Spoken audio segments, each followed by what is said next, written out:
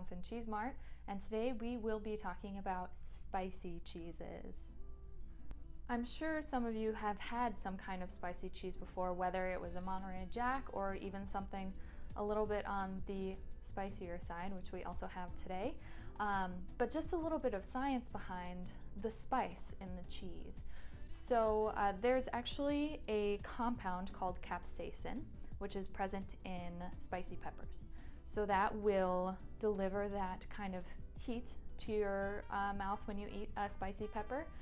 But also that kind of spiciness actually has a kind of measurement. So if you've ever heard of the word Scoville, you can measure spiciness by Scoville heat units, SHU, S-H-U, and some of these actually tip the scales. One of our cheeses is sitting at 1.5 million Scoville heat units, so that one will be quite spicy. But it's, okay. But something like a jalapeno actually sits at about 2,500 Scoville heat units, so that one might be a little bit more accessible for some of you, but we'll kind of venture a little bit hotter as we go on with the rest of our cheeses today. And if you yourself are a fan of spice, it's actually said that enjoying spicy cheeses might be a form of thrill-seeking behavior. So if you've ever gone to a really great Asian place who serves really spicy ramen, seeking that out might actually be kind of a more accessible form of bungee jumping or skydiving, things like that. Makes you kind of feel a little bit on edge, but you enjoy the process nonetheless. So let's get started. The first cheese we'll cover today will actually be kind of a non-traditional cheese. It will be a spicy beer cold pack cheese. Now, cold pack cheese is actually quite interesting. You'll notice the term cold in there. Most cheese is usually heated and pressed into the traditional cheese form that you see. Cold pack cheese actually never sees heat. So a cheddar cheese or something like that base is turned into a cold packed cheese. So this kind of cold packed cheese is made with a cheddar cheese base. You'll notice the nice bright orange color. This cheese actually has a little couple of flecks of red in there. That will actually be due to the type of spice that's used in this cold packed cheese. They incorporate cayenne pepper powder. So instead of just an actual big chunk of pepper, you have the nice powder spread throughout the cold pack, making it nice and evenly dispersed. So because it is a cold packed cheese, it will actually be quite creamy and obviously spreadable. So the way that I like to use this cheese usually is just kind of get a little bit onto a knife or something like that, and I'll usually spread it onto like a burger bun, so you can kind of kick up the heat of a classic backyard burger. But the overall creaminess and the heat itself will be pretty approachable.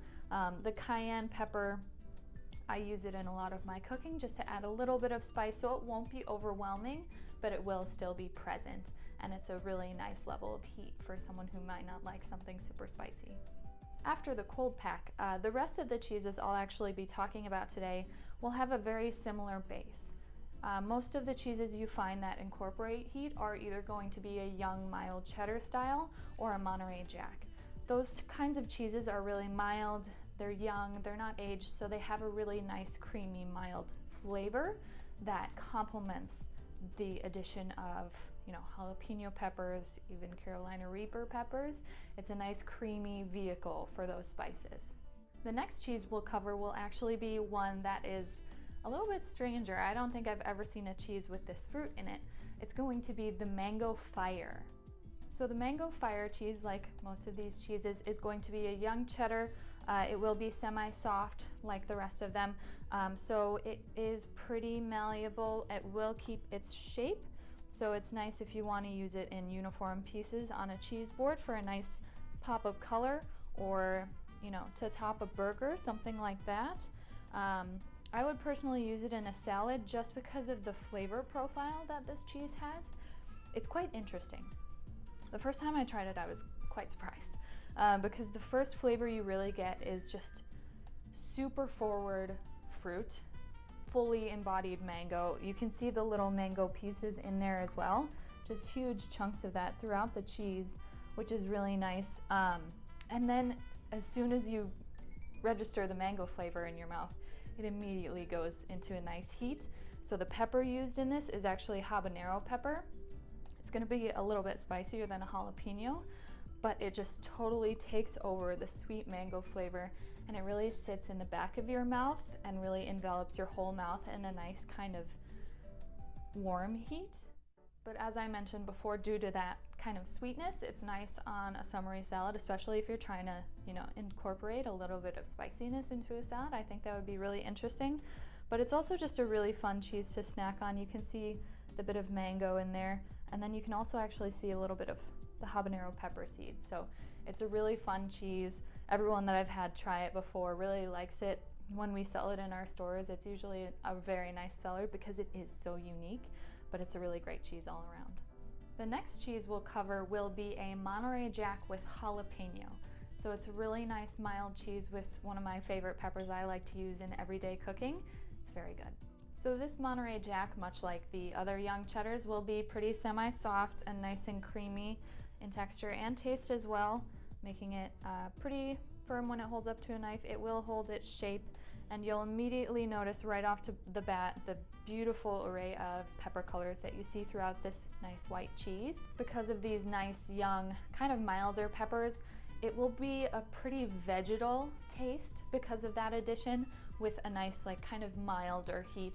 It will still be present, so it won't be, very easy, but for people who like spice, this is a very nice entry into spicy cheeses. In addition to all of these peppers, you can obviously see these throughout the cheese. That one's a nice big chunk of jalapeno. So it is a great cheese to use if you're using any cheese in cooking, but you also want to have some spice in your cooking. But I would typically eat this with a breakfast kind of situation. So grated into an omelet, on top of an omelet, I think would be fantastic. Or any kind of egg, huevos rancheros. I think this would be a fantastic cheese to use for those kinds of cooking. Our next cheese will be quite unique as well. A lot like the Mango Fire, it has a very unique flavor. So we'll be covering the Tequila Reaper Patron Cheddar. Obviously, right off the bat, it sounds interesting. Let's dig into it. So this cheese is crazy. I mentioned before that we have some cheeses on here topping the charts of the Scoville heat units. This one does have Carolina Reaper pepper in there, so it will have at least 1.5 million Scovilles of heat. Obviously, it also has some Patron tequila in there, so it has a really nice, interesting balance between the two of them. But you can see right off the bat, it is a cheddar, so as the curds were pressed and turned and pressed again in the cheddaring process, each of those curds was obviously covered with a tequila and Reaper pepper mixture.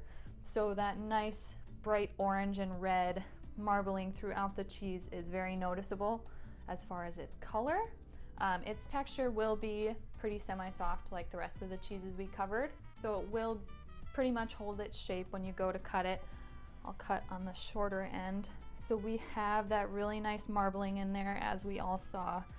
That continues throughout the paste of this cheese. You can see it almost creates little crevices in there, which is really nice. And as soon as I cut into it, I got kind of a whiff of booze, which is funny. I'm gonna do something, maybe that might be a mistake, but I'm gonna try this cheese. Oh no, that was a mistake. I did just try a piece of it. I don't know if my face is red or not, but the pepper is actually quite nice in here.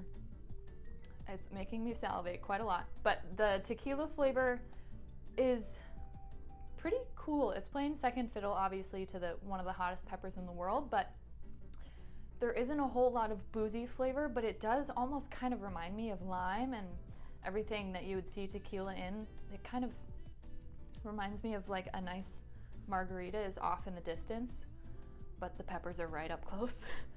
The cheese itself as well, I'm not that good at heat. I'm not that bad at heat though either.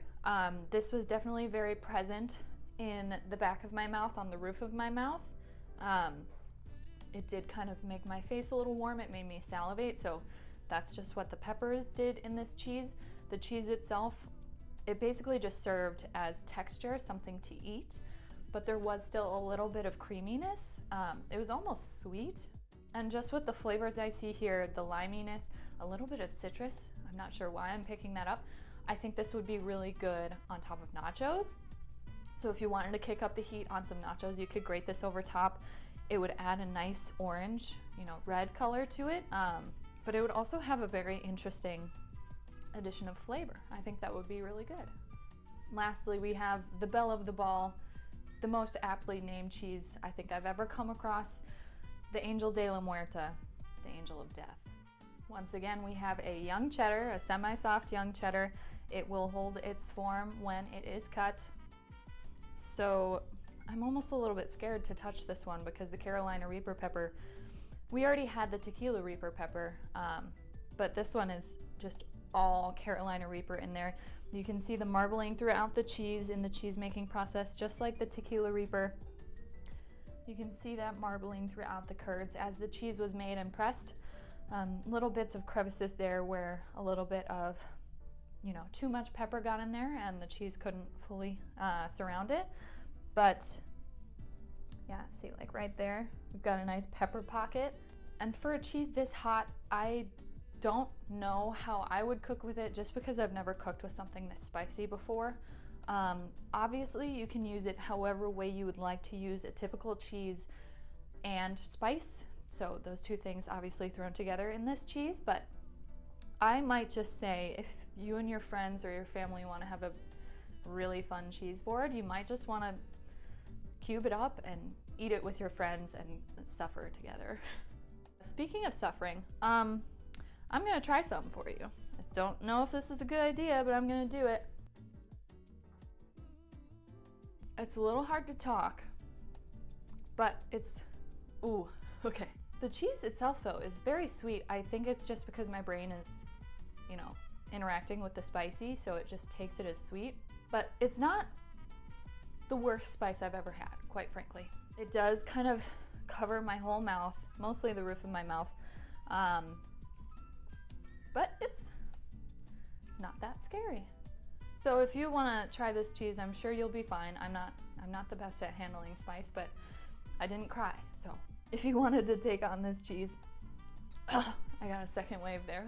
I ate the angel of death and I came out the other side. So that's really good. I count that as a win, and I've had a great day so far, and I'm just basically gonna drink milk for the rest of the day, I think. As I recover from the slow burn of the Carolina Reaper pepper, I just wanted to thank you for joining me on our exploration of spicy cheeses today at the Wisconsin Cheese Mart. I only covered a few. As you can see, we actually have quite a few of spicy cheeses in our arsenal.